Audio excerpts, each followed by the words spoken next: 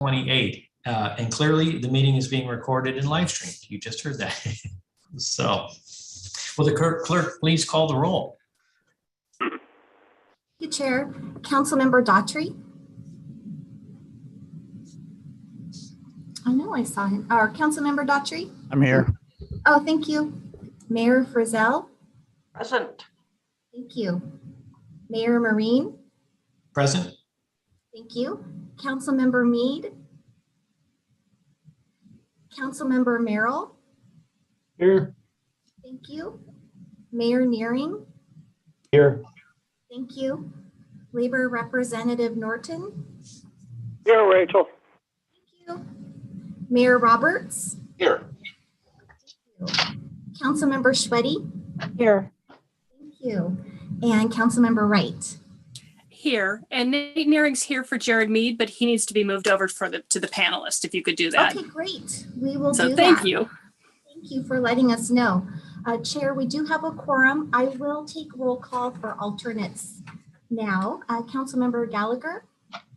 Here. Thank you. And let's see here. Councilmember Payne. Present. Thank you so much. Do we have Mayor Thompson or Mayor Matsumoto Wright? Okay, thank you. Chair, that concludes roll. All right.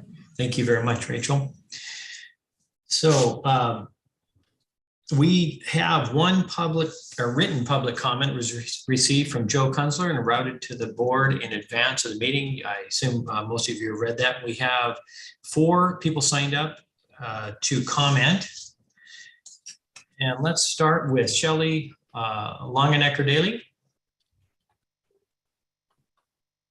That's Sherry Longenecker-Daly. Thank you very much. Hello, my name is Sherry Longenecker-Daly, and I'm coming before the board not only as an employee of community transit, but a citizen of the county to address what I believe to be critical issues in our public transit system, specifically the safety.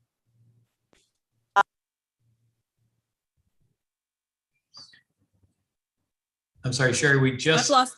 Yeah, we've lost you, Sherry. I'm sorry. Or Shelley. Can you hear me? Yes, now we can. Do you want to go ahead and start I over? apologize. You want me to start over? Yes, please. Okay. Well, you know who I am. I'm coming before the board, before this board, not only as an employee of community transit, but a citizen of this county to address what I believe to be critical issues in our public transit system, specifically the safety concerns that I and many other drivers and passengers have experienced while on our coaches. I hope that you have also seen the recent Cairo investigative report on drug use on Seattle buses, detailing the exchange and use of dangerous drugs is commonplace to many Washington state buses. And this is not only an issue exclusive to Seattle. I came before the board 9 months ago to address the same issue, drivers and passengers being exposed to deadly and illegal drugs. I hope that by sharing my own personal experience while riding the bus and the coverage by major news stations will show you just how serious of an issue this is and spur this board into action.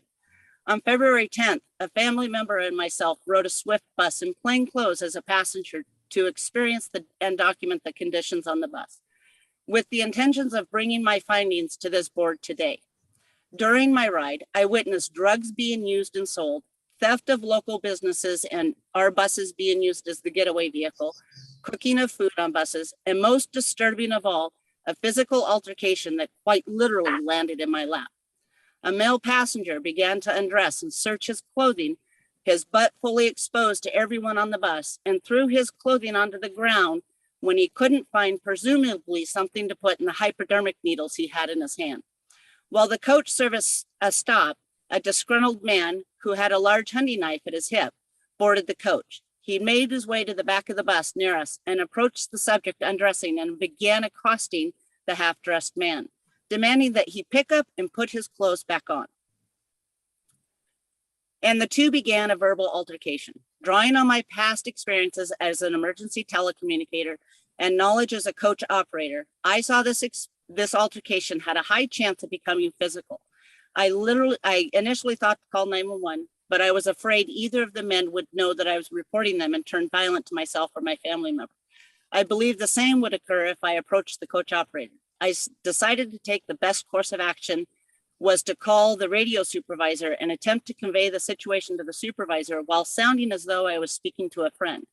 Thankfully, the supervisor understood what I was trying to convey and was able to advise transit deputies. Around this time, the coach operator noticed the altercation and was able to get both men to exit the bus. I am extremely grateful to the supervisor and coach operator in helping de-escalate the situation. After the situation, I ran into Rick Eldrin Fritz and Jim Williams, one of clothed in community transit uniform, who were out riding for a bus experience. They commented that the evening was quiet on the bus and that they had observed really no issues. I took the opportunity to show them footage I am sharing with you today and have emailed all of you. Sharing with them the experiences to reiterate how they may not see situations due to them representing community transit as a company. I believe that this really opened their eye to the danger of what we encounter daily, as well as showing them that employees are not able to monitor the riders while ensuring that the bus is traveling safely. I am bringing this experience to emphasize that this is the issue that the board needs to address. The employees, supervisors, administration team, nor drivers are capable of handling this issue on our own. Furthermore, it's your responsibility as board members to ensure the safety and security of our buses.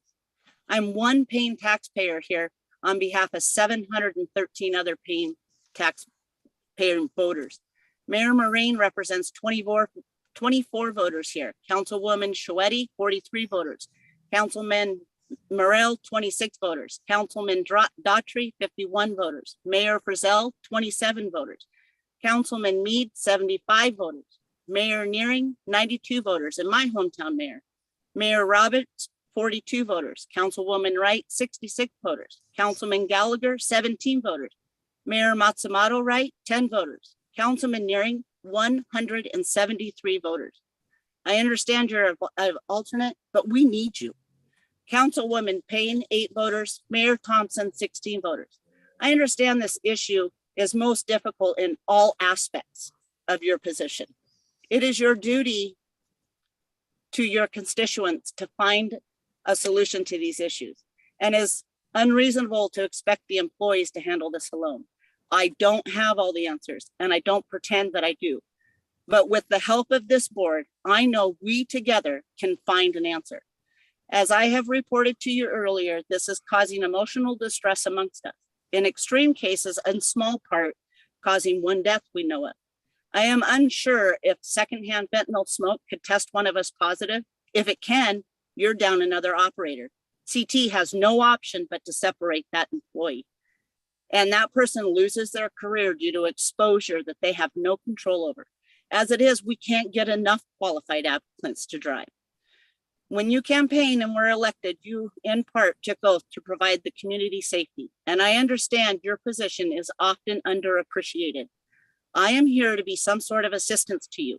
I implore you, organize a team with representatives from all affected parties to find and implement a plan to make our buses safe again. You have my help. Just tell me what to do. Thank you for your time. Have a good day. Thank you, Ms. Longenecker Daly, very much. I know that you sent out the pictures and the video. I looked at all of those, watched all the videos, specifically the one you're talking about, and I know that this is being taken very seriously. So we hear you. Thank you for, there's nothing better than actual visual sometimes. And so yeah, we feel for you, and I know I'm sure there will be something that will be happening. So stay tuned, okay? Thank you very much. Anything you need to get this better, right. I'm in. Thank you very much. Mr. Joe Kunzler. Thank you, Mr. Chairman, for recognizing me. Those are going to be very difficult comments to follow. I do have some breaking news for this board and this body, and I really hope that the Public Disclosure Squad, and the help desk, are listening, because this is a thank you to you. House Bill 1329 was just pulled from Senate rules in a daring last-minute rescue mission to make sure that we have public remote access and public transparency. If you like accessibility, if you like flexibility during emergencies like pandemics and wildfire, I ask this board and anyone listening, please tell your senators and representatives you want this bill to pass. That's 1329. And I'm just going to say very carefully, and choosing my words very carefully, that if it was not for this help desk and this staff, let's just say, we would not be having this conversation about 1329 right now. Everybody needed to see a proof of concept, community transit delivered. And let that be our high as a society, what we do for each other, not drugs. Because sadly, I'm here today, not just to celebrate, but because we have a crisis in the Commons, as Sherry L. Daly explained, and I listened, and I agree it is the duty of this parliamentary body to govern and hold accountable this agency. This crisis is not just a community transit problem. It's a King County Metro problem. It's a Skagit transit problem. It's a loss of morality in society. There needs to be an understanding here. If the transit operator cannot do their job, nobody gets a ride. If the maintainers working long nights find over-demanding maintenance work from abuse of the community ride on board, there are no buses for community transit operators to operate. Without a quality finance department that's won so many awards, there is no funding to operate community transit. And I don't want to water the praise too much, but if there is not public trust in public transit, there is no community transit at all, because the public votes to fund you. So let's take after the public disclosure squad and the help desk, okay? Let's go get this fixed, because I think we're all sitting here horrified of what we're hearing. I think it's hitting us all in the chest. As a disabled person who just got a part-time job writing for Simple Flying, now include trips out to Payne Field on yes, community transit. It's very hurtful to hear that someone thinks it's okay to abuse their neighbor and their neighbor's limbs. And that's why I'm asking that this board put the community back in community transit. Listen, in the past decade, I'm just going to put it this way, since I've already lettered on the praise enough. With the world in turmoil, we have to build back better. We need to make extremely clear that community transit is of the community for the community. We can be the light for public transit in this state, just like the Finn Green Line was so helpful. Public disclosure was so helpful in the last decade. And I hope and pray the community, and I'm a spiritual person, not a religious one, but I hope the community transit can start putting out messages saying, we are of the community, we are for the community, and you need to treat us like we are your neighbors. We're here to help you. And that is our high, not drugs. Just say no to drugs. That shouldn't be hard.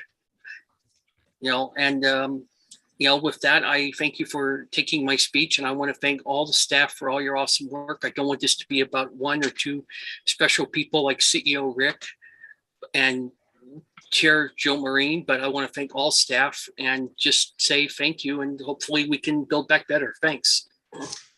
Thank you, Mr. Kunzler. Thank you for being a great user, but also a supporter of the board meetings and always having something to say. Appreciate that. Mr. Peter Mycutt. Yes, hello. Acknowledge all you board members and the work you do. To follow those testimonies is going to be challenging. But what I want to address is what hasn't already been, is what's going on from last month. Safety, number one, safety on the buses.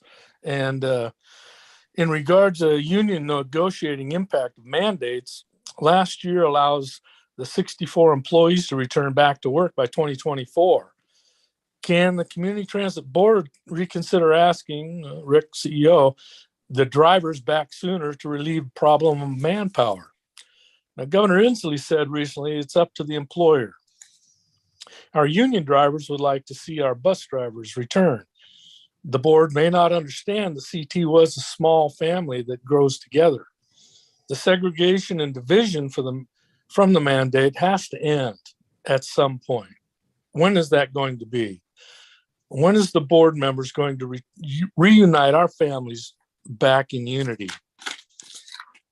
Now, as of January 2022, all employees vaccinated, of which 69 got COVID, we can't keep pushing the blame on the unvaccinated because those employees were not at work.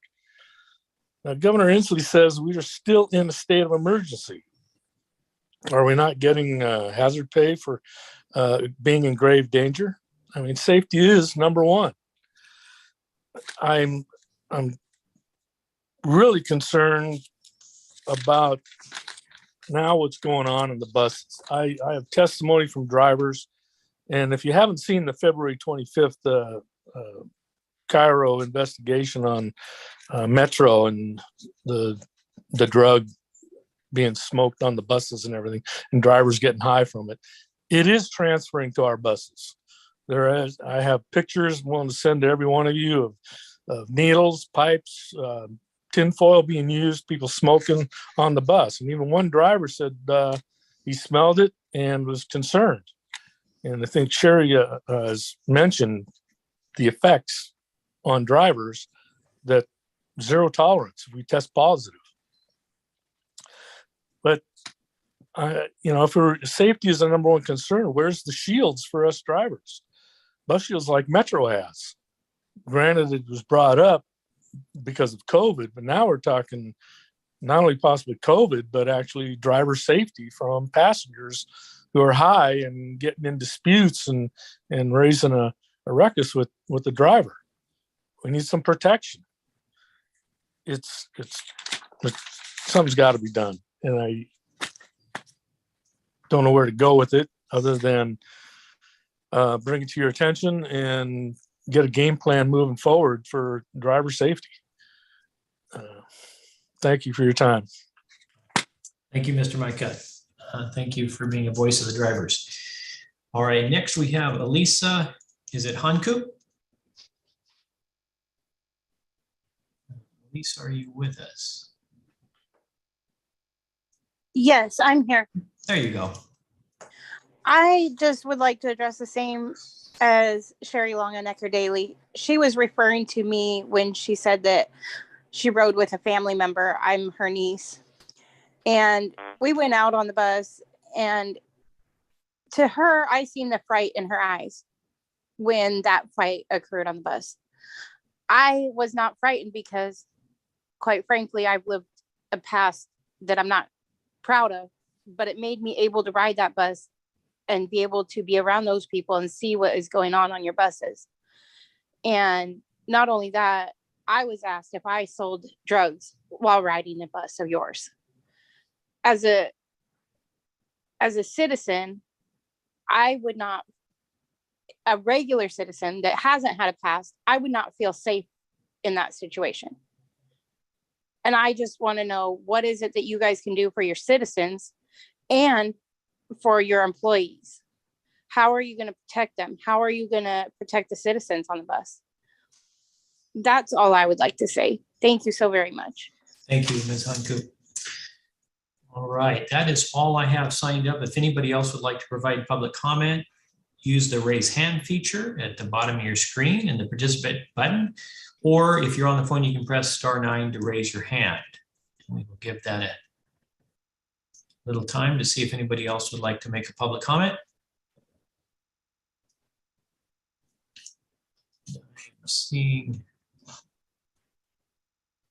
Not seeing anyone, Chair. Yep, I am not seeing anybody. Okay, then we will move on. We have presentations. We're going to start with service awards. Our CEO, Elgin Fritz. Great, thank you, Mr. Chair, and good afternoon to everybody. It's always nice to have a change of pace and start the meeting with the recognition of a longtime valued employee. And today is one of those days. So I want to have Rachel highlight Bill Kalinowski, who is celebrating 25 years with community transit. And I believe Bill is here with us today. Oh yeah, there he is. Welcome, Bill. Bill is a data specialist in our planning and development department. And he is somebody who is known to have an innate curiosity command and knowledge of all things related to community transit data, particularly with respect to passenger and ridership related data. He is a virtual repository of community transit historical knowledge, where our market share and ridership profiles are concerned. And he is an invaluable asset to our research and analytics team. He's responsible for many different reports, a lot of which you receive through the committees and the board, 15 different monthly reports, a daily report, annual and quarterly reports. And he's a go-to person for many ad hoc requests for data support. He collaborates directly with our maintenance shop in the operation and administration of our onboard equipment, our automated passenger counters that provide the data that's so important to us in informing how we plan service, how we adapt service between service changes. And it's not an easy task because those systems require a lot of care and they can be finicky. But many of the decisions we bring to you in the annual budget and the TDP formed by the data collection and data analysis that Bill does and contributes to. So he is known as a dapper dresser, and I'm hoping to see that when we bring everybody back. He's rocking the hat today, and he's also enjoys good food, is a bit of a foodie, a gardener, and he loves to travel to Hawaii and to the Oregon and Washington coasts. And I'm guessing he's virtually in Hawaii right now. It's sunny Edmonds. Well, we had a former board member who said it's always sunny and 82 in the city of Edmonds. So anyway, Bill, congratulations on your 25 years. Thank you for all of your invaluable contributions to community transit. Thank you for the kind words. I appreciate it. All right. Mr. Chair, back to you for the balance of our presentations. Perfect. And congratulations, Bill. I know that's not an Edmonds beach. I mean, they have nice beaches, but okay. We have the 2021 ridership report. Olivia Woods.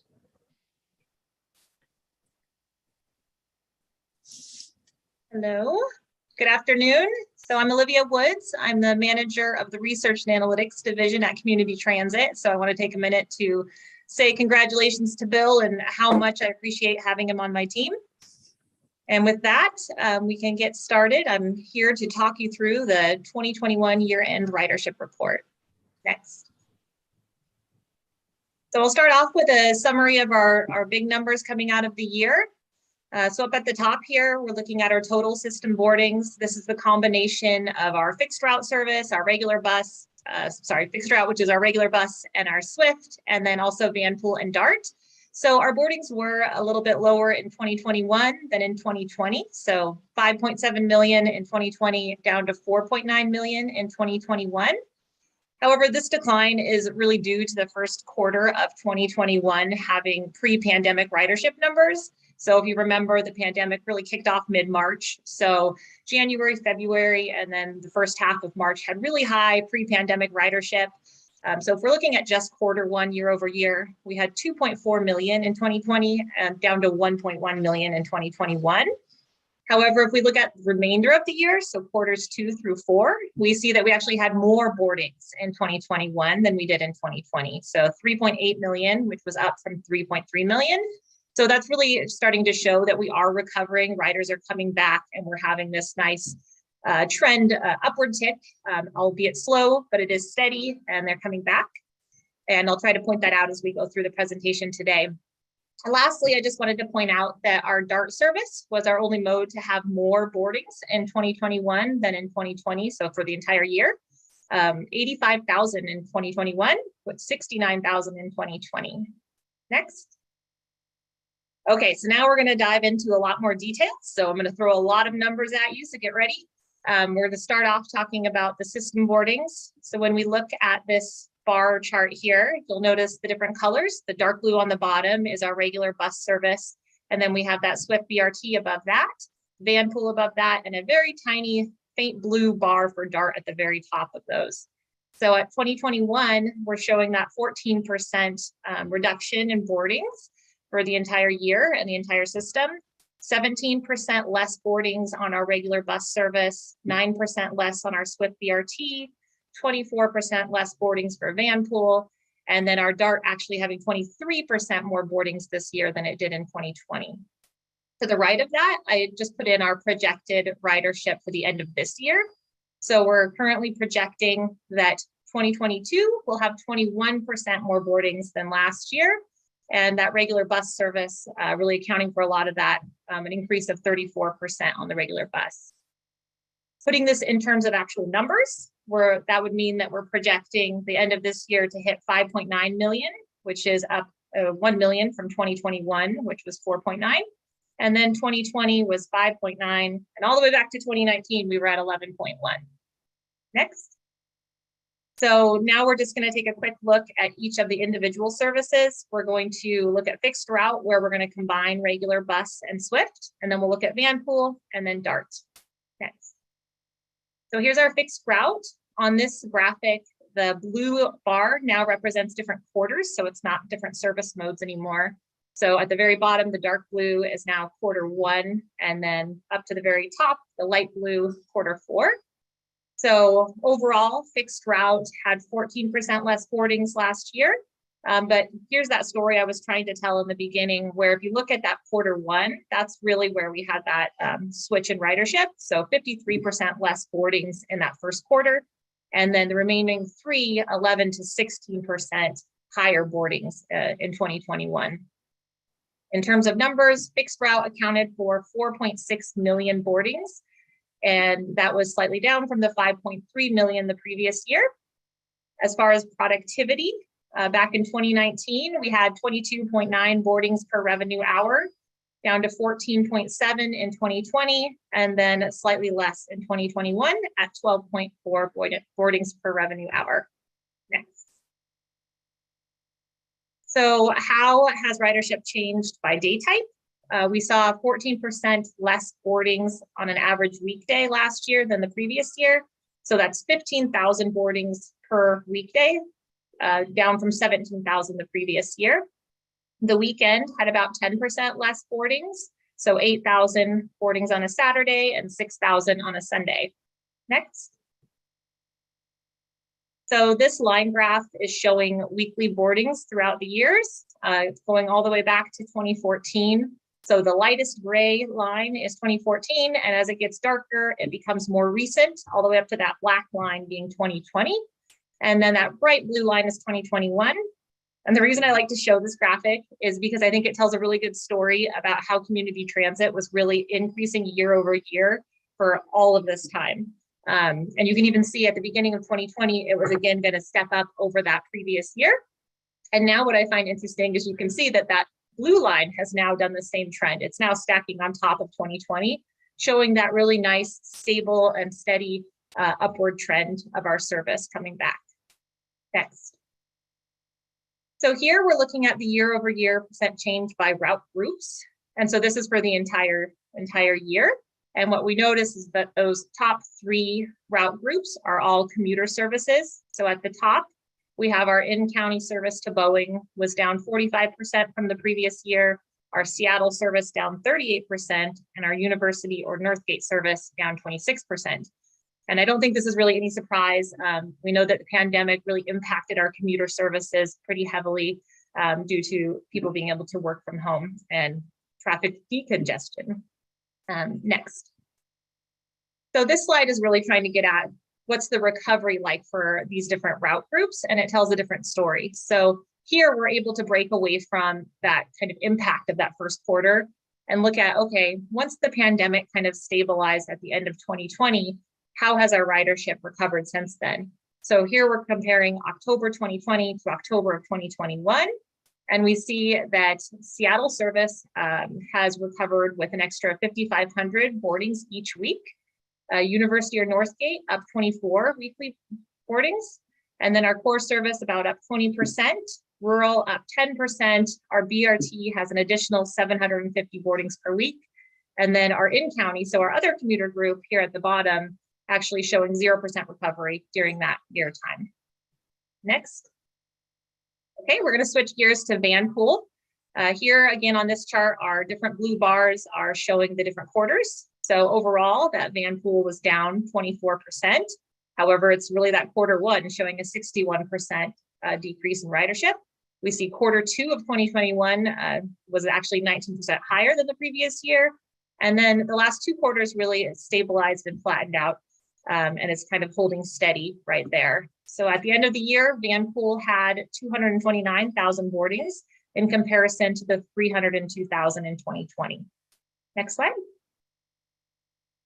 So as far as day type, van pool ridership on weekdays declined by about 24%, and then weekends around 21%.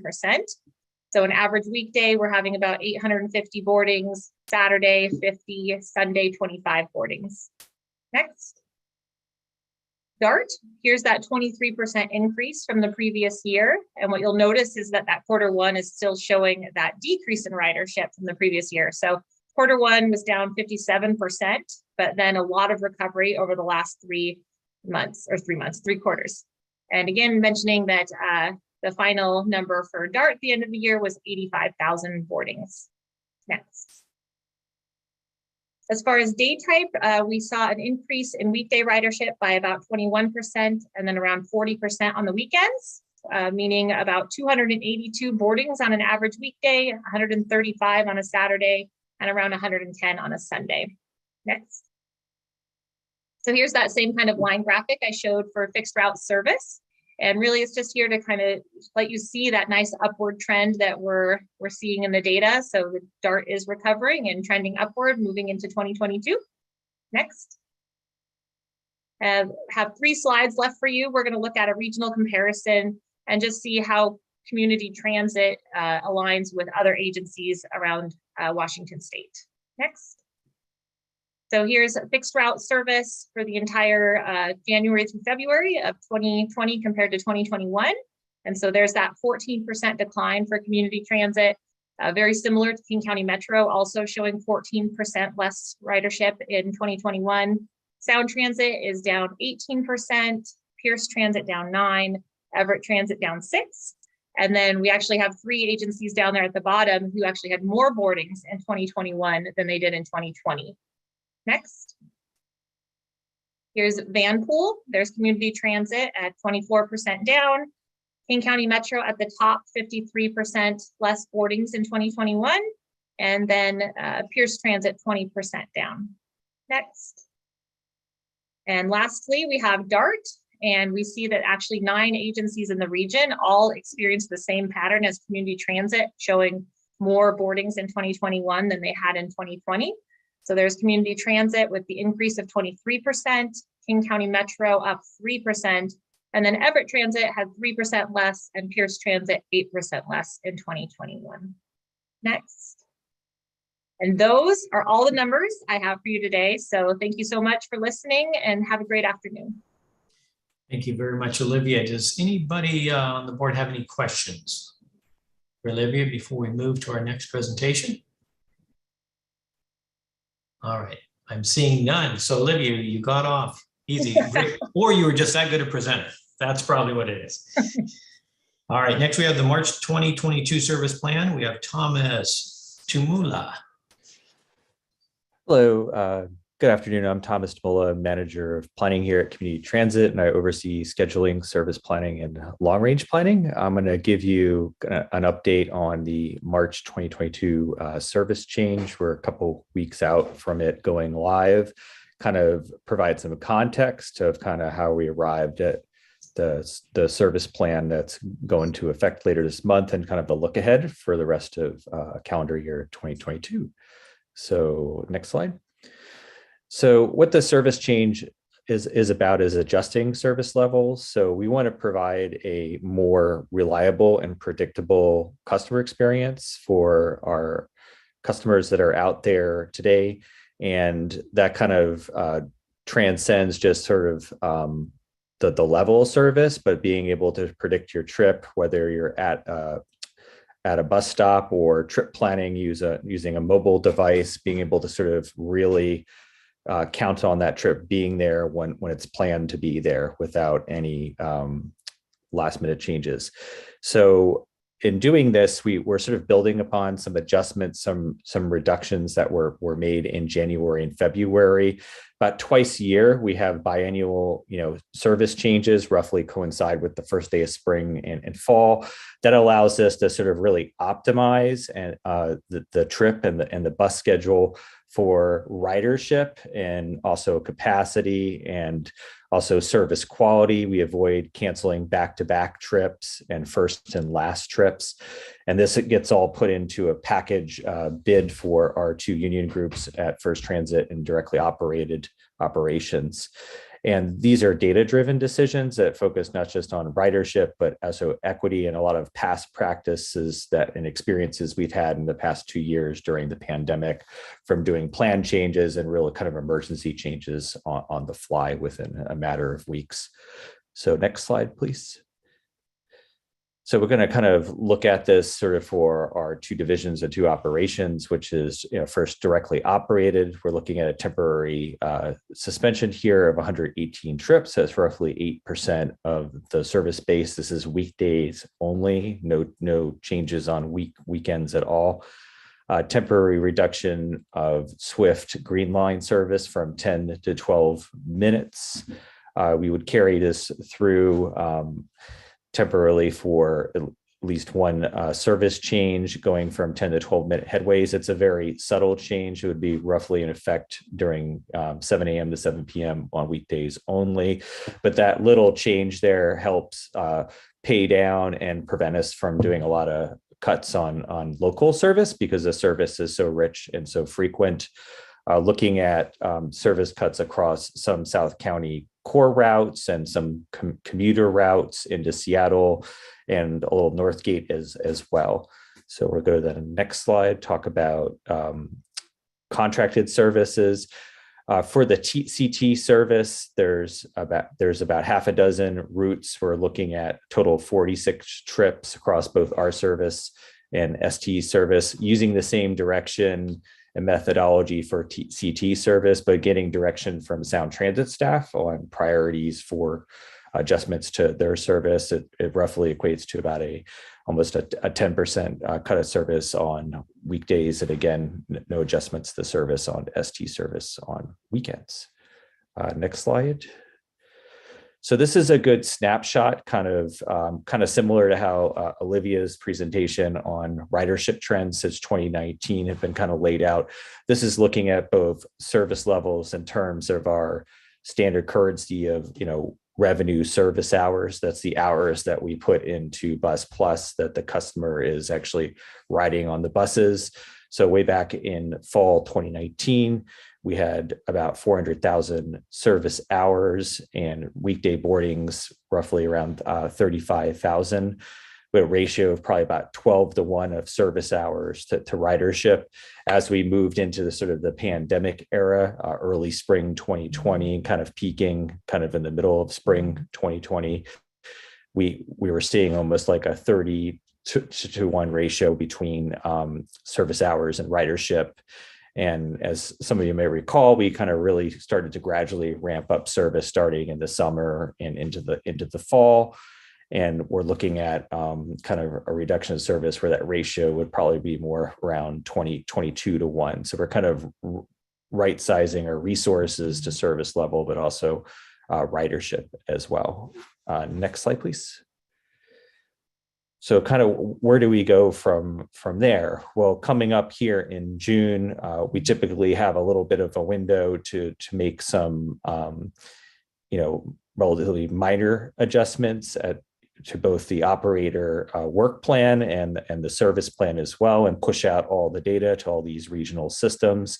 This deadline to make that decision on what's included and what's not included is coming up in early April. Kind of looking further down the road, September 2022, typically our fall service changes are our biggest service changes and that of our partners in the region. There's a possibility of some more service expansion and trip restoration. That decision point comes in about early June to make that call, and we start pushing out data and bid packages for our unions later in the summer. Next slide, please. So kind of my final slide here and kind of the look ahead for the rest of the year. We're going to continue to monitor staffing, system performance, service demand, and commuter travel changes, recognizing especially the end of this month as some of the pandemic restrictions are kind of ratcheted back. We're going to be monitoring our whole network and things like traffic pretty closely. After we get beyond September 2022, any changes we do to the network, it has to be really directly informed by our 2024 network planning process, which instructs us how we're going to modify our network when Linwood Link comes online in mid-2024. The process for that with detailed route proposals will go live for public view and consumption at the end of April and run through the end of May. And we're targeting adoption for that final service plan proposal at this body at the December board meeting at the end of this year. So that, I think, is end of my presentation. Thank you. Thank you, Thomas.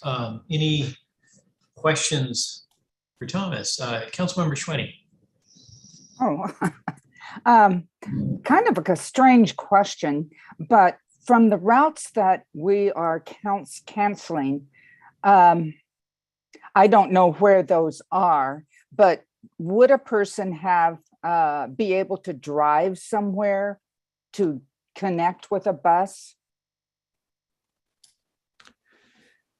If I understand, I think your question, the overall approach that we've taken with our network is with some of the canceled trips, there's no route elimination or stop elimination.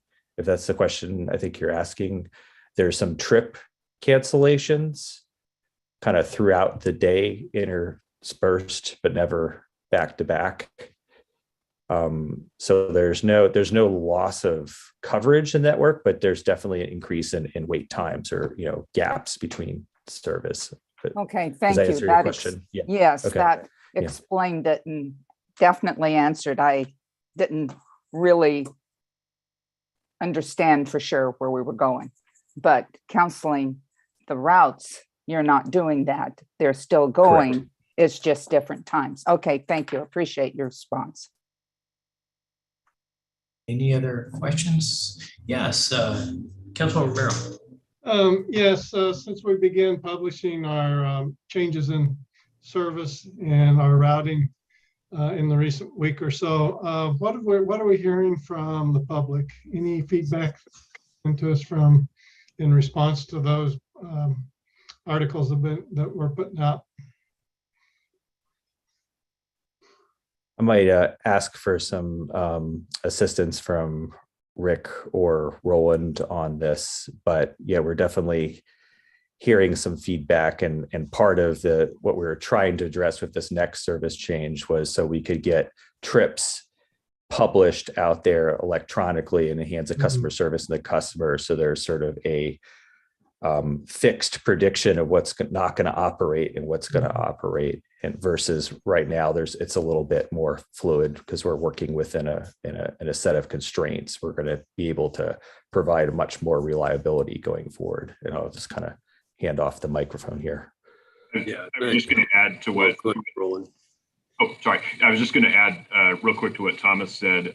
Councilman Merrill, I think it's relatively early for us to be assessing what the customer response is, but I think we can very confidently say that we were hearing a consistent message from customers throughout the early weeks of the year about the lack of reliability and the need to address that. And so this is a direct response to that we've heard the priority on predictability and consistency, and that's we've seen a substantial improvement in recent weeks as we proactively selected some trips to cancel in the last few weeks. The strategy that Thomas has outlined is going to be a more organized and deliberate approach to that with the March service change, and it will further stabilize the system. So it's in direct response to the customer feedback that we received for the last couple of months.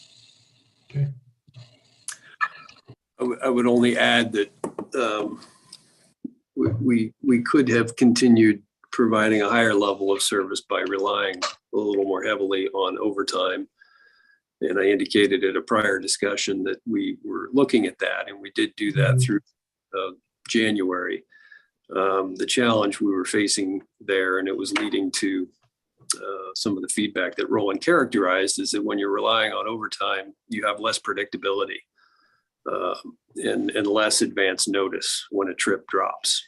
And when a trip drops unexpectedly, that's when a customer is left sitting there. So this approach is a little more conservative. It's kind of dropping back to a level of service that is robust, well in excess of what's needed to meet demand, but more stable and predictable for the customer experience.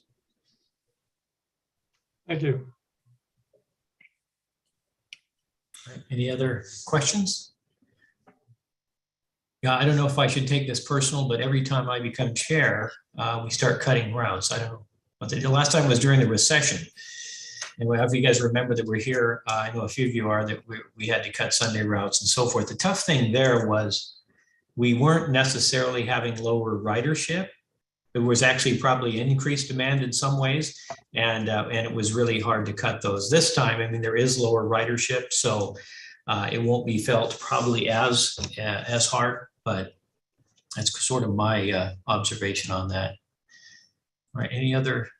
All right, we can move on to our next presentation, the Sound Transit Everett Link Extension. Noah Tunick.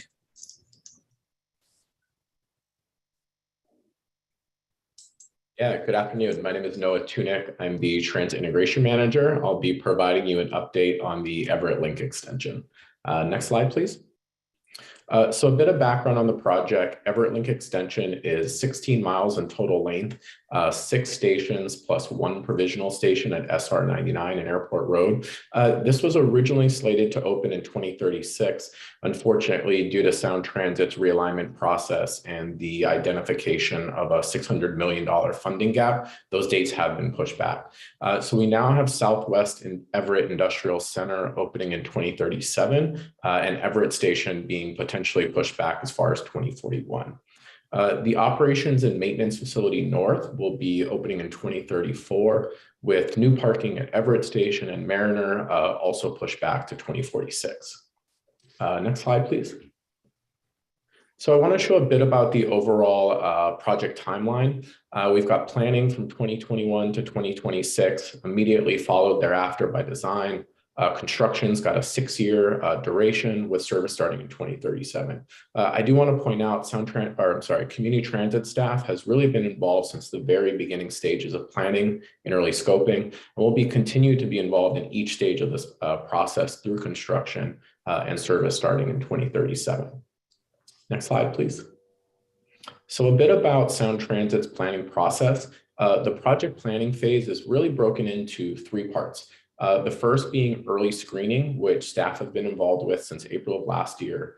We've been involved in this process through the interagency group meetings, as well as station area planning workshops and monthly transit integration focus meetings. And so these really have been an opportunity for us to be productive with our partners and really coordinating on all levels of the project. So all of the work being done in level 1 is really about sort of refining these inputs and narrowing them down as we move to the stage where we can begin that level 2 analysis. And that's really where sort of a more robust evaluation of a narrower set of alternatives will be considered. And this will ultimately lead to the Sound Transit Board identifying a preferred alternative in January of 2023. Next slide. So in the following slides, I want to touch on just some of the critical issues community transit staff have been focusing on through early scoping and level 1 analysis. So firstly, the purpose and need statement. It's an extremely important tool that Sound Transit uses during this planning process. It firstly identifies what the problem is the project is addressing. And it also sort of justifies the expenditures needed to do so. And it drives that process for alternative consideration, the analysis, and ultimately that project selection at the end of level 2. So of the 10 purpose statements that Sound Transit drafted in early scoping, the increased transit connectivity and capacity is really the one that most heavily influences community transit. And so when looking over this, the original statement for the screening criteria, it really made no mention of transit integration, really didn't emphasize it at all. And so throughout the last year, community transit staff has really advocated for transit integration to be clearly called out. And the result is this revised statement that's included in what you see in the red box. So now we've really got a explicit emphasis on that quality, but also that capacity of transfers. And we know with that delay of parking improvements until 2046, that a large majority of the users will really access the system through this local bus network. And this becomes really especially important as we recognize that a significant concentration of transit dependent and low income and non-white populations live outside that half-mile watershed of station locations. And so really without that effective integration of local transit, staff really believe that Everett Link Extension wouldn't achieve its goals for ridership or really equitable system access. Next slide, please. So the second statement we focused on was connecting regional centers. The original statement you can see on your screen there, it calls out Sound Transit's long-range plan, but really not those of local transit agencies. And through community transit's work during this early scoping and what we're in now in that level 1 analysis, we've really come to this point where the draft statement now really clearly identifies the incorporation of the plans from local transit agencies. Next slide, please. So as you recall in my background slide, the SR 99 station is currently a provisional station, but we really think it's one that really must be prioritized given it intersects directly with the Swift Blue and Green Line. So this really has a combined network effect that could really potentially make it one of the highest transit ridership locations in Snohomish County. And we think it would really be a significant missed opportunity should it not move forward in this phase. Next slide, please. So we've also taken a part in a number of station area planning workshops. We're anticipating as much as a 30% plus increase in service levels when Everett Link launches, but we do recognize that with that growth, the required layover and the bus bays to support that operational increase are really just critically important in this planning process. And to that end, we've really worked with Sound Transit to have a clear understanding of what those needs are. But of course, in this process, we've recognized there really are challenges when we try to anticipate what service looks like 15 years from now. We've also really pressed on Sound Transit to be as forward-thinking as possible when it comes to where layover will be located and what opportunities exist for the operational facilities to be vertically integrated into transit-oriented development. And so I think this slide really shows two examples from Vancouver where we believe this type of integration was successfully completed and really could be a model for Everett Link Extension. I should note, we've also been collaborating with Snohomish County on this opportunity. We do share a similar vision where we could combine transit operations and commercial development in really this vertically integrated approach. So we of course support the county's land use vision, and we believe that this type of design would also really help to accommodate our own operational needs. Next slide, please.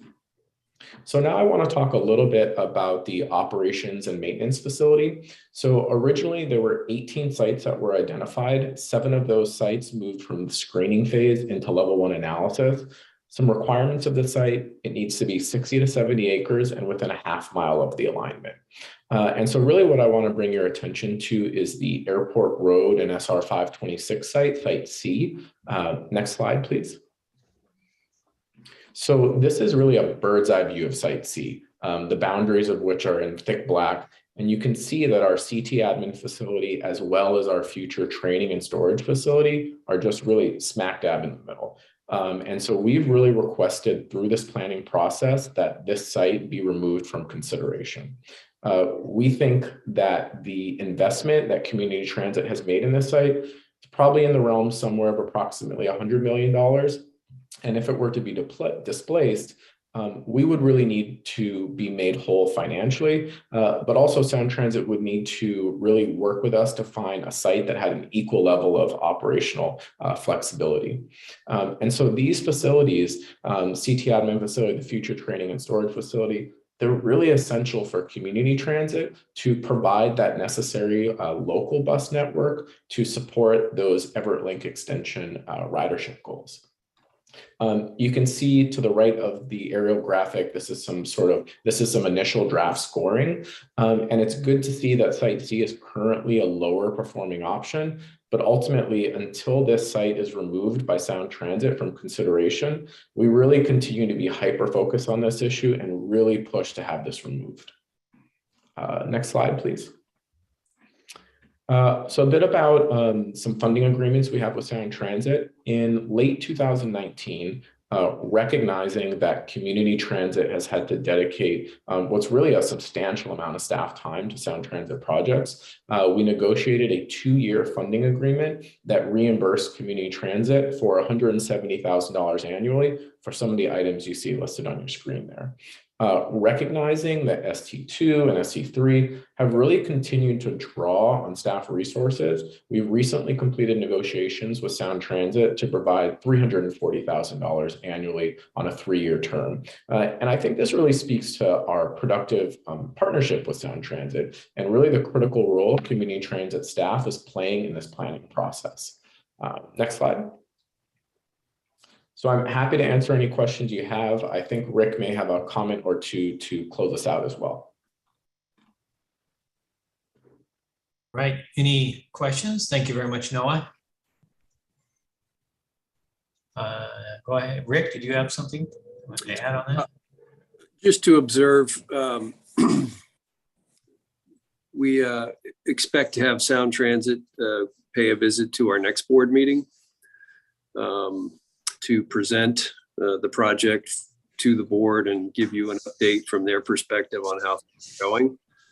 And we have multiple, as Noah indicated, mechanisms for coordinating with them, but they've requested that they have an opportunity and come talk to you and let you know how they're going to carry this process forward. So today's briefing was to help prepare you for that, to give you some perspective on how we've been engaging to make sure we flag that potential conflict with one of the OMF sites so that you're equipped when the time comes to ask whatever questions interest you. So anyway, it's a prep session for the main event. And of course, we'll have Sound Transit come back as they get closer to their board making a decision on a preferred project definition, probably later this year or next year. So. All right. Thank you, Rick. Any questions for Noah? You did a great job. Thank you, Noah. All right, Mason, or Mayor Thompson. Mason works fine too. Yeah, just a quick question. In listening to part about the parking being pushed out until the 2040s and some of the things that you said around just the challenges of getting people to the station, has there been any conversation around multimodal access to Link and collaboration with local government on that?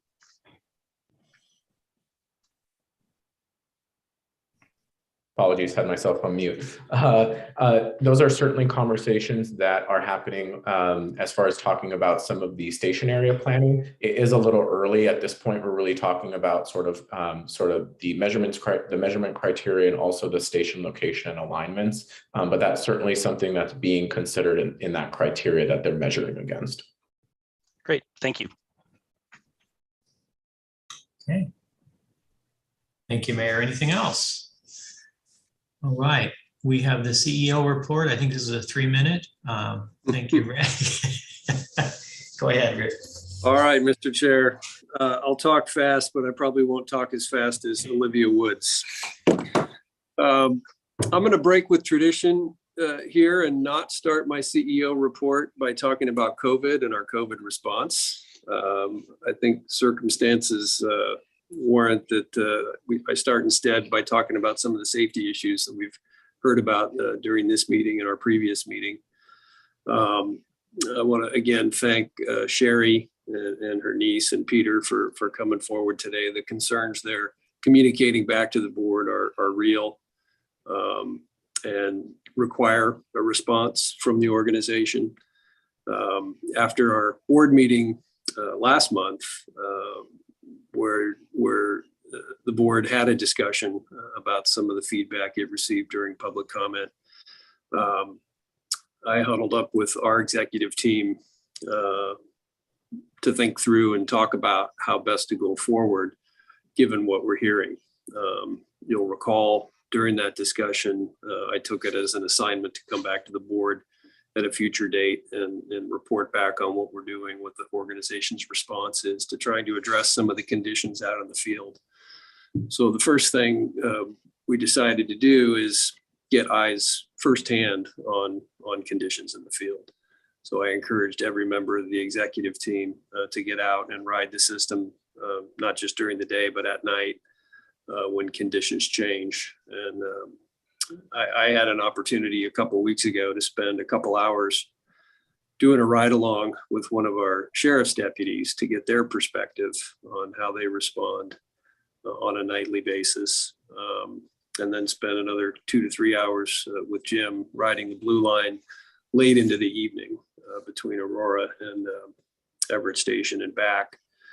And, you know, it's pretty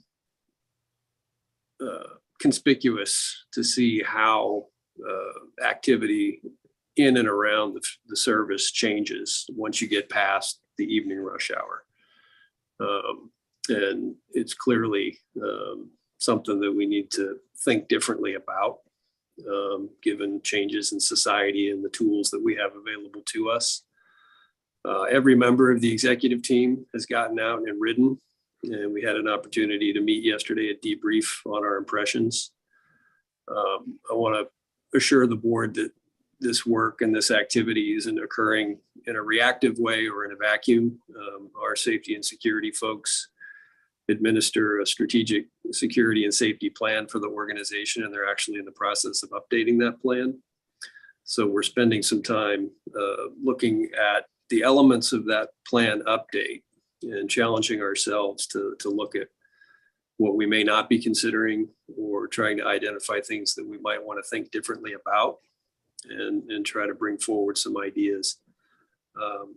My plan is to come back through the committees later this month, executive and finance, and then have a formal report back to the board at our April board meeting. And that report back is likely to include a report on the process of updating our strategic plan, which would then lead into potentially some issues to discuss in the proposed 2023 budget. But it would also include some active measures that we can try to undertake in the near term. You know, the key for us is to really own our public space on board the vehicles and in our station facilities, and make sure that we're doing everything we possibly can to provide a safe experience for our riders and our employees. So we have a lot of resources available to do that. It may mean that we need to think about adding resources. It may mean we need to think about using our resources differently. But that's the thought process we're going through right now. So I look forward to coming back and talking more with you over the course of the next few weeks, and giving you an opportunity to provide us feedback on the strategies we're bringing forward, so that we can get a handle on what's going on out there. Mr. Chair, before I move on, I'm probably already over 3 minutes, but I want to pause there and see if board members have any comments or feedback at this stage, or if that process of coming back to the board this month is agreeable. Mayor Naring. Yeah, well, first of all, I appreciate you addressing that, Rick. And Rick actually came up to Marysville and we had a chance to chat personally about this issue. I just want to say I think it's a spectacular idea for he and the leadership team to get on the buses, particularly in the hours he described, when I do think the situation changes from the commute hours into the evening and nighttime hours. So I was very pleased that our CEO is out on the bus personally checking that out. And, you know, this is just a growing issue. we hear more and more about it, both from our coach operators and, certain customers they're dealing with. So I think it's something we need to take very seriously. I'm comfortable with Rick's approach of, updating us today and then bringing back some more information. I am just one board member, but I would support financial solutions that both help to ensure the safety of our coach operators and the riding public. And then I think we also need to find, or at least ensure that we are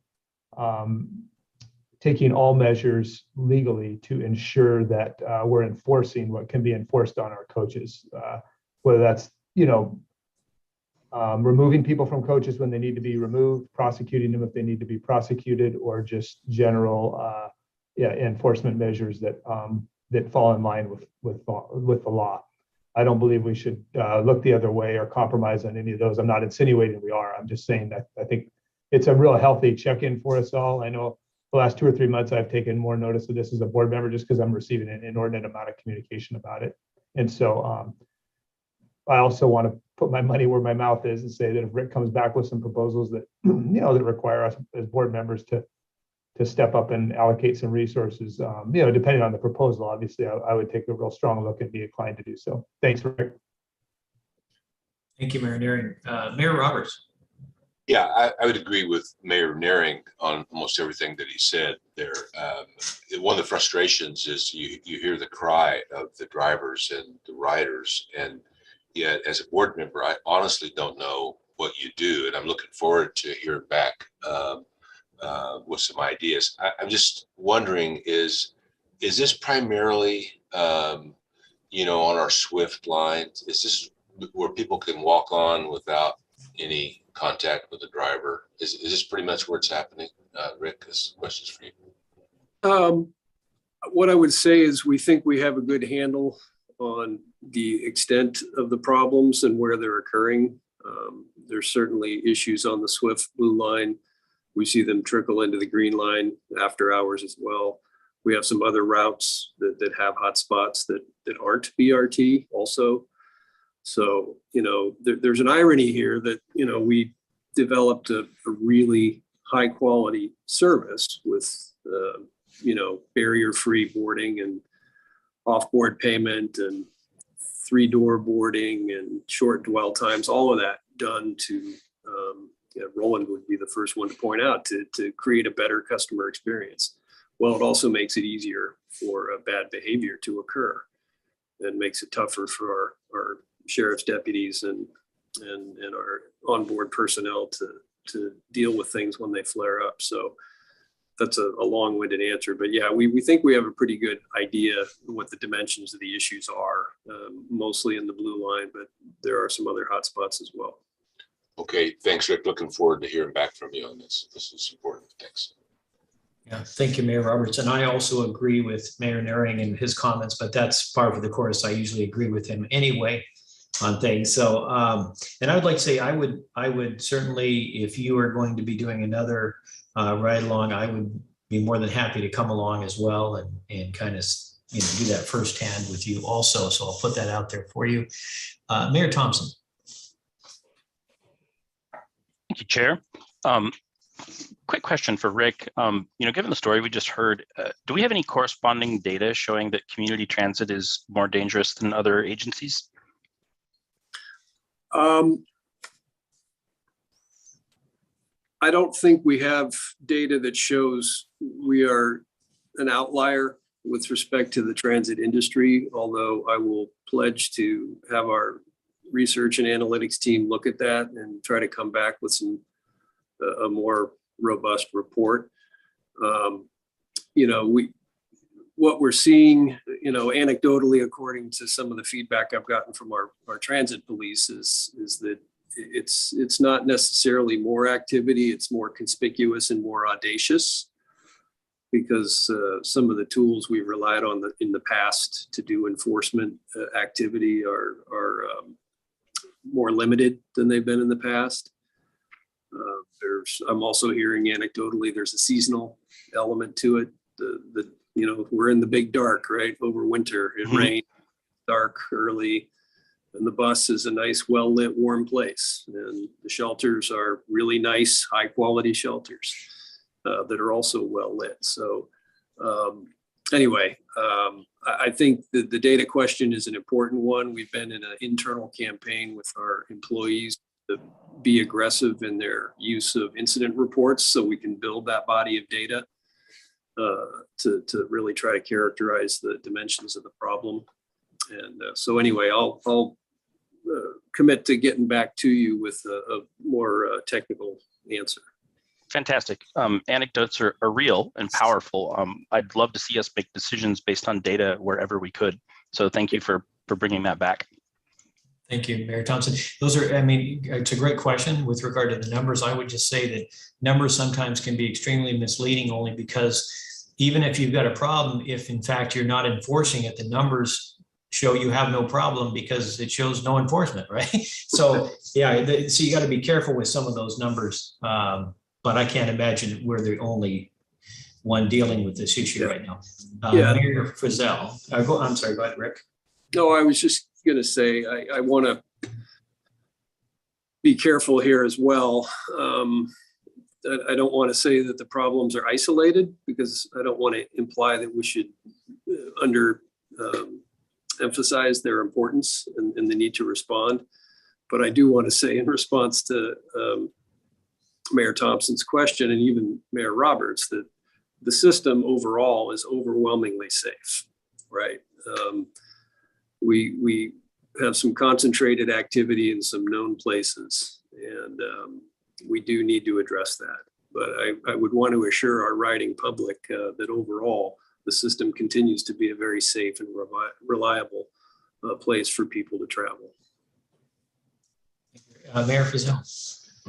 So Rick, I think it would be helpful if you have some analytics over the last few years based upon time of day or routes. I'm sure that exists because I know what kind of guy you are in running a business. So I did write down in my notes last month a quote from you saying a busy system is a safe system. And I can only imagine that that's a huge part of this problem, but I really applaud you for taking the bull by the horns and making it a safer system for our drivers in particular, because they're our first line. And without our drivers, we don't have a system. So I really appreciate that. And our riders deserve safety as well. So thank you for being intentional about going after this problem. Thank you. Thank you, Mayor. Now we've heard from all the mayors, so we can listen to the question by Councilmember Daughtry. I was going to take a little bit of umbrage with some of the things that have been said. We do have problems out there, and it is not caused by community transit. The facts of the matter are going to be that we're going to probably see, and I'm making this up as I go, a couple of different routes that are really, really bad at specific times of the day, and those routes need to be fixed now. Talking time is over. We have some fearful drivers. I fear for them, and I don't want it to continue at all. So we need to figure out where these things are happening. You know, most of our system is safe. That's great, but we know that we have some particular problems in certain areas, and we need to fix this now. And you know, if we have to get military about it, then get military about it. But all that being said, is we've got to also be careful.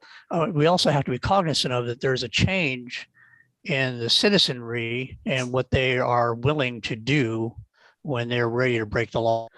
Most of these people just don't care anymore. It's getting really, really bad everywhere. I mean, just take what's going on in Seattle in the last week, in just one particular block, and what the Seattle police are finally going to do about it. Those are the kinds of things that we're starting to see in other places, and we need to figure out how to fix it pronto. I really do want to make sure that our drivers are safe, and not just the drivers, but other citizens. I mean, we can try to cocoon a driver in plexiglass, et cetera, but now that means the rest of the people on the bus are not safe. So how do we take care of that without just saying, okay, there's no more buses after this time at night? I mean, you know, that's there's an easy fix. Just shut them off. You can try something else. Thank you, Councilmember Daughtry. And it will be interesting to see what comes out of, the legislature and the courts as well. Yeah, that Right. definitely has a ramification. So more to come on all that. If there are no more questions, I'll move on because I know we have other business. I think you have 2 minutes left of your 3. Thank you for the discussion. Quick touch on COVID. We are seeing trends similar to what you're all seeing in your jurisdictions. We went from 69 cases in January to 12 in February, 3 so far this week. And that really does mirror what's going on around the region. I want to emphasize our preparations to move into the endemic phase and bring employees back to work. We are scheduled to bring folks back when we move into the Cascade building in mid-April.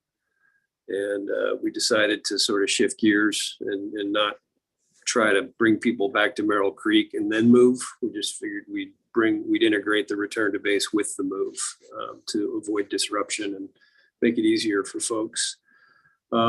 We have codified our administrative policies relative to COVID safety. We know the COVID safety playbook, and we are tracking all the different changes and guidance that have been coming out the last couple of weeks. And we're very aware of the change in mask guidance that the governor has announced, and the industry here in the region, and I'm sure nationwide, is waiting with bated breath to hear what the federal government decides about the onboard mask mandate. Opinions run the spectrum on that issue. There isn't sort of a unified industry position on whether the mask mandate on board should stay or go. It has implications for us either way. So we're going to continue to watch that very closely, and we'll keep you informed. Just a quick word on staffing. You heard from Olivia and Thomas today about ridership and the service changes. We have brought on 33 new people since October and are continuing to recruit aggressively. I address every new employee orientation class that comes through. Just this week, addressed a class with 3 mechanics and 3 coach operators who were very excited to join up. So the trend there is in the right direction. Couple external things to touch on. The APTA Legislative Conference is next week, so I'll be going back to DC to do a deep dive with FTA on how we are positioning to continue our partnership with them, expanding the BRT system, and also moving into the zero emission space. With the infrastructure bill having passed back there, attention is now shifting to implementation. And so I'll be using my time in DC really to try to spend as much time as I can with FTA to get smart about that, and also to do a few Hill visits.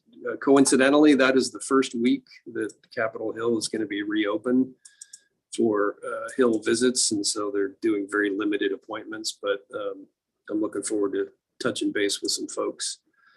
On the state front, you're all aware the Move Ahead Washington plan is moving forward. It passed the Senate.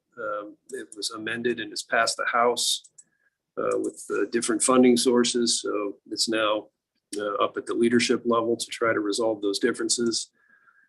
Obviously, robust investment in transit in that package. And I've mentioned to you before the caveat that to receive the new formula funding coming from the state level for operating assistance, we will need to revise our fare policy to provide youth with no fare, the ability to ride free.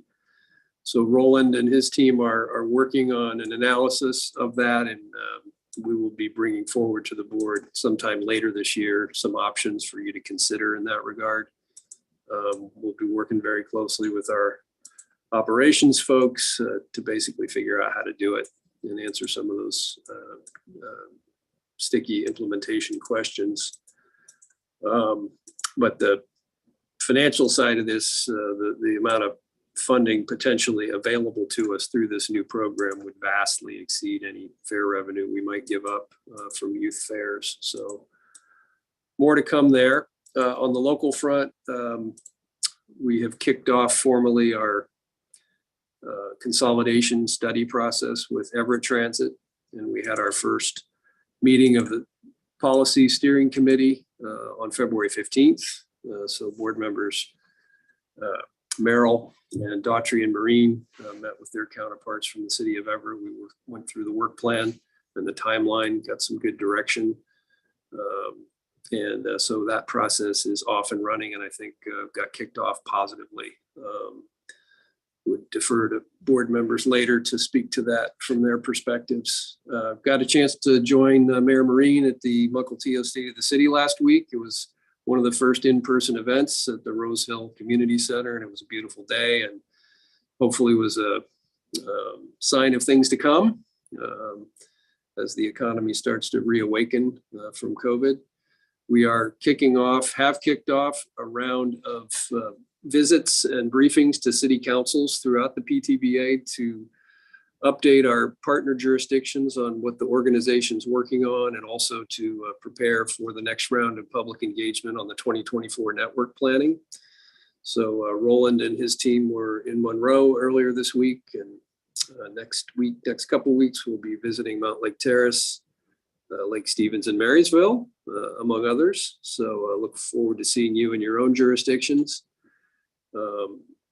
Board member Merrill asked when we met a couple weeks ago if we were getting out to see all the cities, and we are. So we'll get to every jurisdiction in the PTBA over the next few weeks. And that, Chair Marine, concludes my report. All right, well, very good. Thank you very much, Rick. We're going to move to committee reports. The executive committee met on Thursday, February the 17th. Council members Schweddy, Merrill, Daughtry, and I attended. The CEO report was provided. It was great to hear that again today.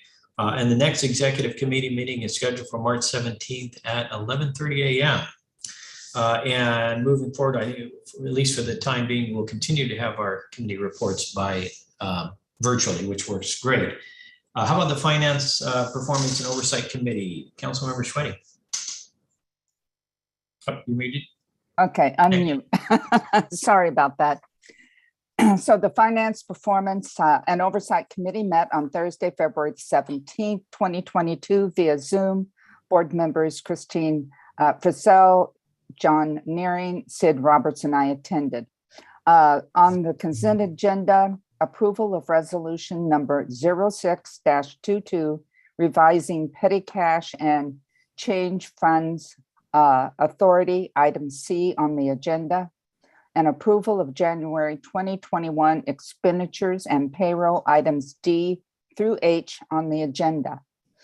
Under action items, approval of resolution number 0522, Focused Recruitment Incentive Program, item A on the agenda. Reports, my first favorite one, January 2021 sales tax report. In January, Community Transit collected approximately $15.9 million in sales tax, approximately $1.7 million more than budgeted. Sales tax collections reported for the month of January 2022 reflect purchases made in November 2021. The diesel fuel report. Year-to-date, Community Transit paid an average of $3.03 per gallon for diesel fuel, compared to the 2022 budgeted amount of $2.40 per gallon. The budget team continues to monitor fuel costs and is considering adding an adjustment for fuel costs in the mid-year budget amendment. The next Finance, Performance and Oversight Committee meeting is scheduled for 2 p.m. Thursday, March 17, 2022 via Zoom. Thank you. Thank you, Councilmember Schweddy. We have the Strategic Alignment and Capital Development Committee, Councilmember Merrill.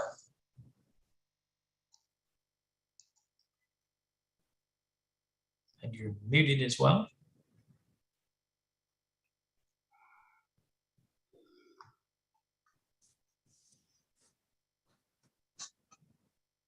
There are those that would like to know where that button is. Yeah.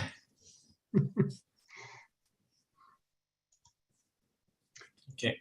Well, we can hear you. The Strategic Alignment and Capital Development Committee met remotely on Wednesday, February 16th at 2 p.m.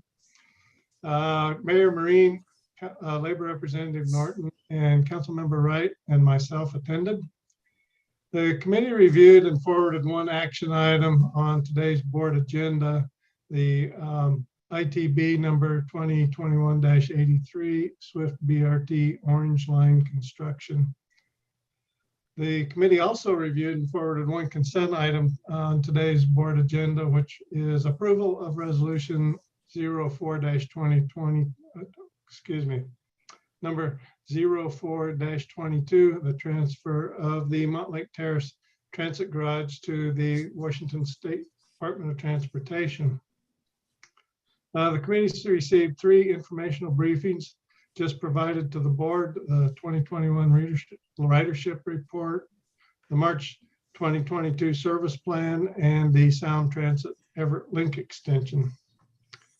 The next Strategic and Alignment and Capital Development Committee meeting is scheduled for Wednesday, March 16th at 2 p.m. Thank you. Thank you, Councilmember Merrill. All right, next up we have our consent items. There's items A through H. Is there a motion to approve consent, or does anybody need to pull an item for discussion? I'll move approval. John. Second. All right, it's been moved and seconded to move to accept the consent items. Any discussion on the motion? All right, seeing none, all in favor say aye. Aye. Aye. Any opposed? Aye. Same sign. All right, that will pass unanimously. That will bring us to our action items, at least our first action item. The first one is by Melissa Colley, the award of ITB 2021-083 Swift BRT Orange Line construction.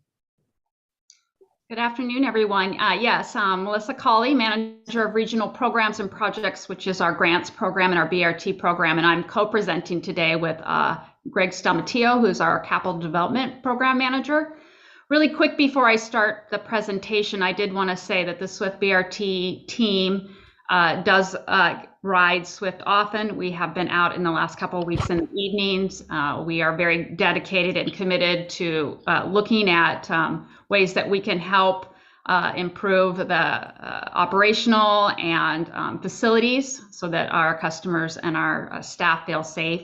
And we are working on some initiatives right now that we'll be able to bring forward to the executive leadership team and the board in the future to consider. So, and we would also just like to thank our drivers. We were out riding last week, real late at night with our driver Jazz, and just really incredible customer service skills that we witnessed. So with that, some good news in what seems to be like a really troubled world right now. Orange Line is going to construction. So we're very excited. It's been a long couple years to get to this place. And so we're really excited to bring this to you today. Next slide. I wanted to remind everyone of all the components of this project. There's a bunch of different initiatives that will get us to the final result. This is an 11-mile long corridor serving some really key points in Snohomish County. So the Mill Creek Town Center, Alderwood Mall, our first BRT connection to Edmonds College, Linwood Transit Center, where we will have the first BRT to light rail connection. Very exciting opportunity for us. The project includes 15 buses. We'll be building a brand new transit center at Edmonds College. For those of you who are familiar with where our service is there right now, we have a transit loop that we will be coming out of and repurposing that back to the college for much needed parking. And we'll be building a beautiful transit center out on the street.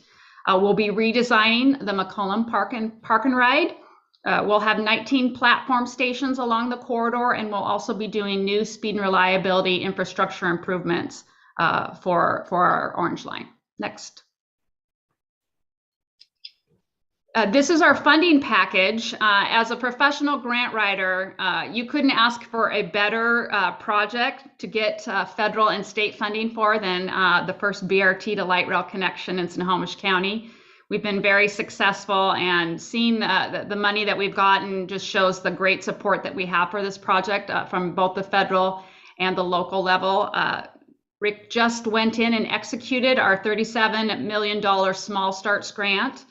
We also did receive some stimulus funds, which was a really nice surprise, $6.7 million, and then an additional $21 million of other types of federal funding. We are using our first biennium of Connecting Washington money. So for those jurisdictions who got Connecting Washington money, some of us, our money got aged out a little bit farther than we had anticipated when Connecting Washington passed, but we're very excited that we were able to use some of that money for the BRT, for the Orange Line BRT project. So a total project budget of $80 million.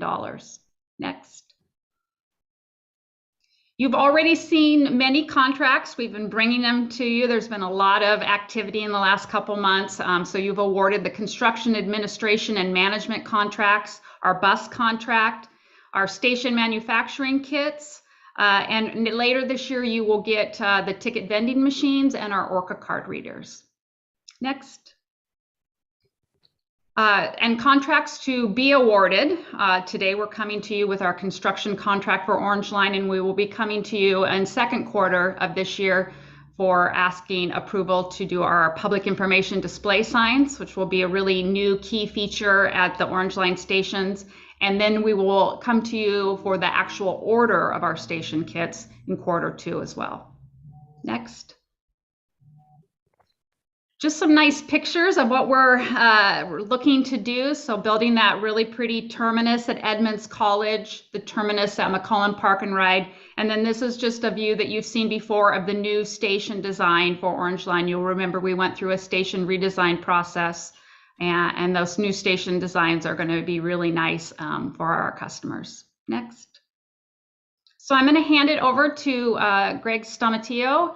One thing that I forgot to mention is we wanted to thank all the staff that have got us to this place. It's been a lot of work. Our staff are incredible. They're talented, they're committed and dedicated. Special thanks goes to Christopher Silvera, who is our BRT program manager, and to Rhonda Walgreen, who is our procurement specialist. Both of those two individuals were key in getting us to this place, but thank you to all of our staff for this incredible team effort. And with that, I'm going to hand it over to my co-presenter, Greg. Thank you, board members. Greg Stomatillo, Capital Development Program Manager. I manage a group of very talented project managers responsible for designing and building construction projects here at Community Transit. I'm very excited to present the Swift Orange Line construction contract to you today for this extremely important project for the continued growth and development of Snohomish County. The invitation to bid for the Swift Orange Line was advertised on November 11th, 2021. A pre-bid meeting was held remotely November 19th, 2021, with an SBE-DBE networking session held remotely after that pre-bid. Bids were received on December 16th, 2021. Next slide, please. We received 3 bids, all from local contractors, all of which worked for CT on the Green Line construction, gaining firsthand experience on the intricacies of our Swift design and how to construct them correctly. Our staff has determined CA Carey to be the lowest responsive and responsible bidder at $33.4 million approximately. I also wanted to note to the board the close range of all 3 bidders. Next slide, please. Our independent estimate of $27.6 million was created by an independent professional estimator based on historic information of similar scope and projects. While this number is lower than CA Carey's bid, our team is making the recommendation that this contract is fair and reasonable due to the following reasons. The competitive range, as I discussed before, of all 3 bidders. Again, a quick reminder, all of which have recent experience and understanding of Swift construction. And also due to existing market conditions, including significant construction competition in our region, inflation, local strikes, and material availability and shortages within the construction industry. CA Carey will utilize approximately 8% DBE participation, which exceeds our goal of 4.4%. Next slide, please. It is our team's recommendation that this contract, I'm sorry, my apologies. This contract is accounted for in the 2022 budget under Project 1850. And it is our team's recommendation that the board approves this contract to CA Carey for approximately $33.4 million. Next slide, please.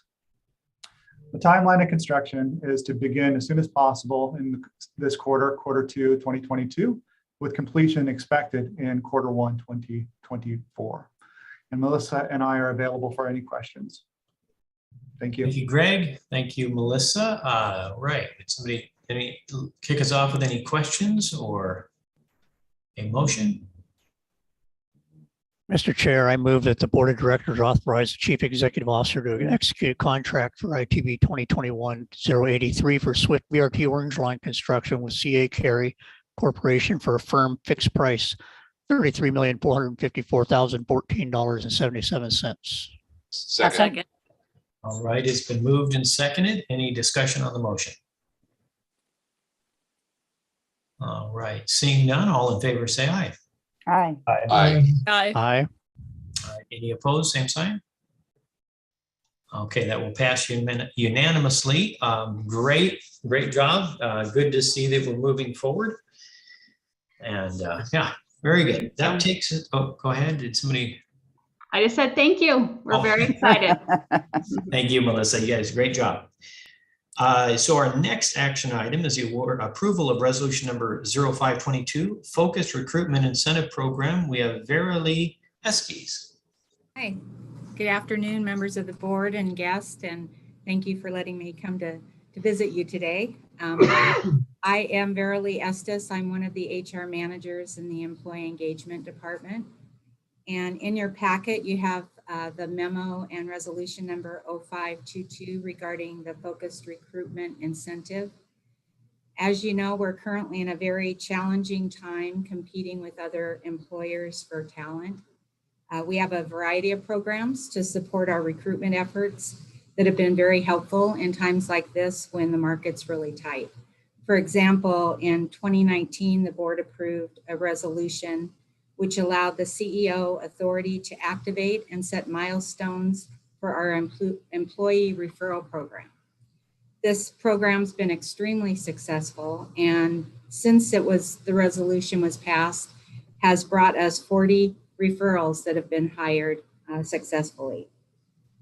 There are currently, though, several things that are impacting the current recruitment situation. I'm sure you're all facing very similar things in your jurisdictions, including workers leaving customer-facing jobs, a decrease in childcare, expectation of candidates for a more flexible work schedule, as well as other pandemic-related impacts.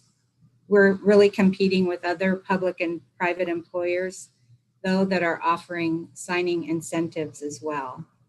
And while many of those employers don't have the rich, deep benefit package that we offer, we do believe that we need the flexibility to include an incentive program when it makes sense to do so. With your approval, the resolution would authorize the CEO to activate the program when it's appropriate for certain jobs at amounts that are reasonable and within the adopted budget, and to set the appropriate milestones. As an example of what I mean by a milestone, it would be, for example, if the incentive was for a coach operator trainee, it might be a portion of the money paid at hire and a portion paid when they receive their CDL. So that's just an example. This would not be a standalone solution. We'll definitely be continuing with a very aggressive marketing campaign. We'll continue with our excellent referral program, continue networking with the local trade schools, military networks, community groups, and we'll also be looking at every way that we can streamline our recruitment and our selection process. But your approval of this resolution will add the flexibility to include an added incentive when it's justified to do so. I appreciate your consideration for this request. Question? Thank you, Verily. Yes, Chair, Council Member Daughtry. No, you're the chair. Joe. You're the chair. I gave that up a couple months ago. Verily, thank you for the presentation. This is not a question to you, so I'm not putting you on the spot, but I'm kind of putting the board on the spot. Have we ever actually done something that's so open-ended? I mean, if you read through this, it says CEO will determine, CEO will determine, CEO will determine, CEO may choose.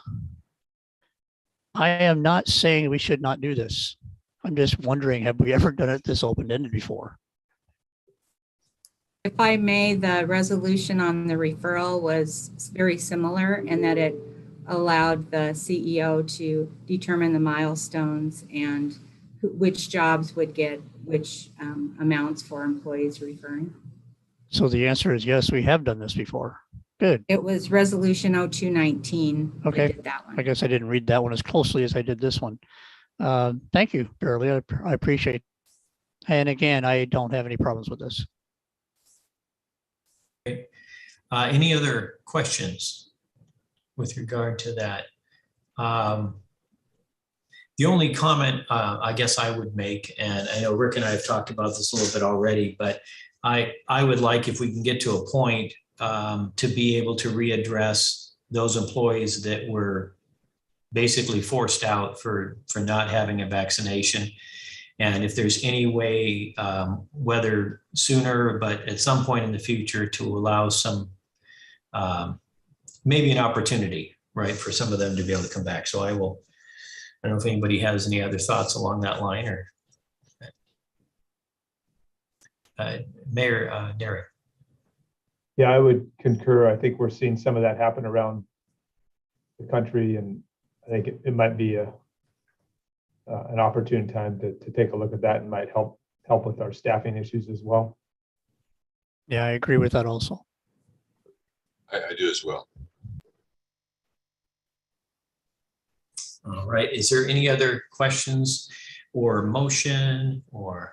I would move to approve resolution number 5-22, establishing a focused recruitment incentive program and authorizing the CEO to administer the program. Second. All right, it's been moved and seconded. Is there a discussion on the motion? Seeing none, all in favor say aye. Aye. Aye. Aye. Any opposed, same sign? Okay, that will pass unanimously. Thank you very much, Verily. And Rick, go forth and recruit, sir. So that will be good. We move to the chair's report. I'd just like to thank Councilmember Schweddy for serving this year as the chair of the Finance Performance and Oversight Committee. Thank you very much. Also, I'd like to thank Councilmember Merrill for serving as the chair of the Strategic Alignment and Capital Development Committee. I'm looking forward to serving as your chair this year. Is there any other board communication? How about Councilmember Daughtry? Anything?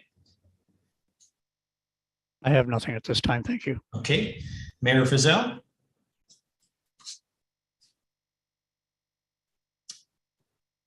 Right. Sorry about that. I couldn't find my buttons here. No, I have nothing. Thank you. And I would normally have Councilmember Mead, but I think it's Councilmember Naring, if he is here with us. I think he's stepping in.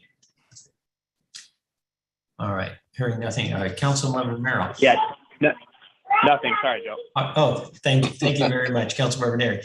Councilmember Merrill. I guess I have a couple of things to talk about.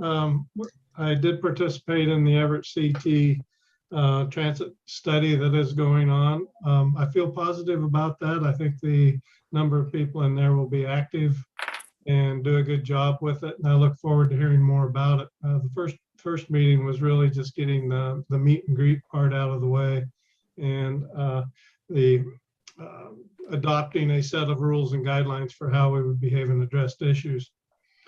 I also had breakfast with Rick a few weeks ago and enjoyed that. And I was excited to hear a little bit more about the stepping out and meeting with the other cities to give presentations to the councils and the mayors on activities that we have underway and the future strategies that we have, and particularly excited to hear that going on to the smaller communities that don't hear about transit much. The activity that is going on in the more major population centers right now has kind of the major focus, and I'm looking forward to having that before our council in sometime this year in the future. So thank you. That's all. All right, thank you. Mayor Neri. No, nothing in addition to what I said earlier. Thank you. Thank you. Representative Lance Norton. Nothing from me, Mr. Chair. Thank you. Thank you, Lance. Mayor Roberts. No, I'm good. I enjoyed the meeting, and well, I do have one thing. I enjoyed the meeting and appreciated the comments from all, both staff and from drivers and those that are concerned about safety. And I appreciate the fact that the board is willing, Rick is willing, and I'm confident that we're going to be able to figure this out. Thank you. Thank you. Councilmember Schweddy. Yeah, I have a question, and maybe Rick can answer this or not. I understand that our bus operators are still going to be following federal guidelines, but with everything coming to an end at the end of next week, can we look at April coming back in person? So we are planning to come back in person in terms of the administrative employees when we move into the new building in mid-April. And so I think what that would indicate is trying to resume with an in-person / hybrid board meeting at our May meeting. Oh, okay. So thank you. Yeah. We've got a 10-day or so process of moving everybody. And so that will probably, my advice would be to do the April board meeting in this format. Oh, okay. Thank you. Yeah, we will never see the old board meeting or room again, right? Councilmember Wright. Nothing today. Thank you. Thank you. How about Councilmember Gallagher? Nothing this evening, thanks. All right. Councilmember Payne. Nothing, but thank you. You're welcome. Mayor Thompson. Nothing. Thank you. All right. And finally, Mayor Wright. I have nothing, but I just wanted to let you guys know that if you just put the space bar down, you can talk without looking for your unmute button, as I'm doing right now. Yeah, very good. Thank you, Kyoko. Yeah, you could have chimed in without much earlier. I wish I knew that 2 years ago. Didn't know what Zoom was 2 years ago. All right. I would like to say, Mayor Roberts hit on something as well. And it really struck me today, not only the commitment of staff and how dedicated they are to community transit, but, it's not easy for some of the drivers and some of the employees to come up during a public comment. And, that just tells you how passionate and how kind of worrisome what's going on is. And obviously I know the staff is taking that serious and the board is. And so anyway, I just wanted to make a point. We hear that passion, we understand that commitment and appreciate it, quite frankly. And we need to take care of our employees and our riders as well. And community transit has such a strong name out there, and we want to keep that moving forward, keep that leadership, and that it's a great organization. I'm always very proud to be a part of it. So with that, I don't believe we have any executive session scheduled. There's none. Okay, thank you, Ellen. Any other business? All right. Seeing none. Rachel, excellent job as always. We will adjourn, and our next meeting will be on April 7th at 3 o'clock, also virtually. And then April 21st, remember at 3, we have our quarterly board workshop. Other than that, you all have a wonderful day. Thank you. Bye.